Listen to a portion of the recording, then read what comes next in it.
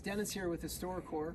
Just wanted to take some time to highlight some tips and tricks for our field staff, our crew leaders, and our project supervisors that work with us in the field. I'm surrounded by some of the tools that we use sort of on a daily basis, and this grouping of 4 tools, we have an air compressor, we have a compound miter saw, we have a table saw, and then of course we have a generator. These tend to be the most expensive tools that we operate. They are definitely the most problematic. The generator, if you can't get that started, it's gonna kind of slow you down production wise, and they're also the most dangerous. So this is a gasoline operated engine that emits carbon monoxide, so you have to be mindful of that when you're setting it up. The first thing I like to do when I'm setting up my generator before I get it running is I do a quick walk around and just make sure everything is where it's supposed to be. Get familiar with the tool that you're using always. Here you can see this is where we do add oil or take oil out for doing oil changes. You just want to kind of check that maybe once a week, just make sure you've got oil in there. And the best way to do that is you just, all right, this hasn't been opened in 2 years, I think. Thanks, COVID. And you can see there that I changed that oil and then it basically sat. So it's still pretty good. I mean, it hasn't even been used. It's nice and light. It's like got an amber hue to it. It would be like Hershey's syrup if it was old and tired. So I want to make sure you put that back on. I'll note that this is where we put our fuel. I like to use ethanol free if I can find it, so it doesn't separate inside. If you're going to be cycling through lots of fuel, it's not as big of a deal. But at a minimum, you need to use the 91, the high octane super unleaded. And that goes for all small engines, chainsaws especially. Just spend the extra few dollars and get the good fuel. So then I come around here and I can see my pull cord. There's no fuel in it, so I'm not planning on starting it. But I want to make sure that the handle's good and the rope is strong. My air filter's inside of here. That's important to clean. I typically do that when they come back in the fall. So I know this one's good. Here is my choke. So choke is on, there's a little arrow indicator. You just use that to get it started, and then you bring it on back. And it'll make a discernible difference. This is probably the most important part. This is my fuel valve, and you can see there's a little off here. This is in the off position, and this is the on position. And if you can't see the lettering there, just remember that when things are on with all valves, it kind of goes in line. So I know this is on. If this wasn't on, you would never get this started. And so our fuel line goes on down. This little fuel filter here, this needs to be filled up with gasoline. So the first time you're using this, it's full of gas, you turn that on, you're gonna have to let it wait a few minutes for this bulb here to fill up with fuel. So, you have to be a little bit patient the first time you start it up. And then we continue around, and we probably the most important switch is your run switch. Okay, so this is your kill switch, and this is your run. You got to have that on run if you want to get this thing started. And then you can see our muffler and our exhaust. So if it's really windy, I want to be mindful of where that is. You can see I've got an oil filter here. This is the Dinosaur is the only generator we have that takes an oil filter. Just one more step to do in the fall.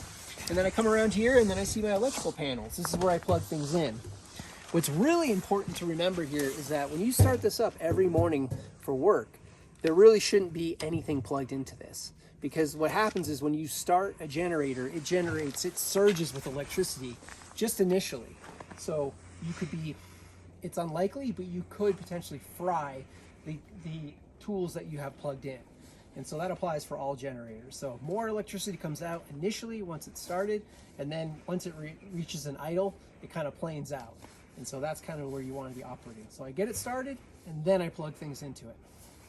So on our table saw, once you get it set up and you've got the stand erected, you can see down here we've got some stabilizers, right? And so that's just to prevent it from wiggling. I can use these adjustments, or I can just find a scrap of wood. A lot of these tools, when they're manufactured, they're kind of assuming you're on a level ground, and frankly, we work in the dirt most job sites, so it's just something to keep in mind. You don't want this thing wobbling on you when you're trying to make a cut. So that's the first thing you do, is make sure it's nice and stable. And now be mindful, nothing is plugged in at this point. We're just kind of doing an assessment. I come over here and I look at my blade. I never have my blade this tall. I'm just doing this for visual. But I look at the teeth, and when I'm not sure if they're sharp, I use the thickness of the blade, and I come up and I feel the actual teeth, and they should be prouder. If they're smooth as this, that's probably a good indicator that they're not going to be sharp and they're not going to cut. This blade looks pretty good. I won't really know until I make a test cut, but I would say just upon initial inspection, it looks okay.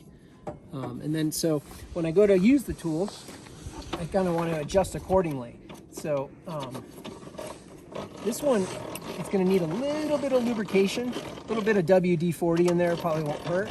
And I'll flip this thing over and I'll find the gears and I'll do the same thing there, just blowing it out. The most important thing to do at the end of every day with your table saw and your miter saw is to just use your air compressor and blow out all the sawdust. Keep it free of debris. What can happen is the sawdust will basically calcify. It'll become, you know, with the humidity, and if it rains, it'll just get solidified in there, and it makes it harder for everything to work. So you just want to keep your tools clean and accessible. So that's basically your table saw, and we're not going to get into the actual operations of it. I'll leave that for the field staff. But over here we have a miter saw, and this is a compound miter saw. So you've got a release right here. I just push down to take the pressure off this release pin, and then over here you can see I can pull this pin right here, and then this frees it up. So now I've got my tool, again, not plugged in. I'm set at 0. If I need to make adjustments, I just pull this tab here, and I can make adjustments depending on what angle I want to cut at. But it's got a default set of 0, 30, and 45. So that's kind of nice. And I can also, this one does not slide. We have other 12-inch, they're called compound sliding miter saws, and this one's just a compound saw. So I can change my angle, which is what this plate here is for. So you want to make sure you pop this thing out, slide this back, get this out of your way, because if you change the angle on this right here, you could bottom out there. So you just want to take the time to figure out what you're doing. And this dial here will tell you what all your angles are at. And this one here looks like I'm just past 30 degrees, but I can make adjustments later if I want. You can see it looks like somebody made a mistake and cut right through this aluminum. And not really much of a task for a wood cutting blade to go through aluminum. Aluminum is really soft. So it still functions, it's still good, but you can see that that's not a factory cut.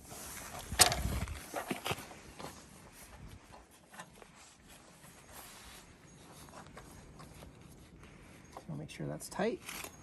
And then when I stow it away, again, look at all this sawdust. So this is a good opportunity. Let's pretend it's the end of the day. I would hook up my air compressor, which is a nice segue to talk about the air compressor.